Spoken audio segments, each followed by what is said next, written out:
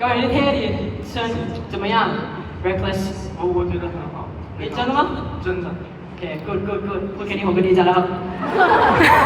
โอเคครับเพลงต่อไปนะครับ next song เป็นเพลงที่พวกเรา proud to present มากครับแล้วกันก็เป็นเพลงเพื่อทุกคนนะครับก็อยากจะขอบคุณทุกคนมากได้อยู่ตรงนี้กับพวกเราครับ Still here English version ครับ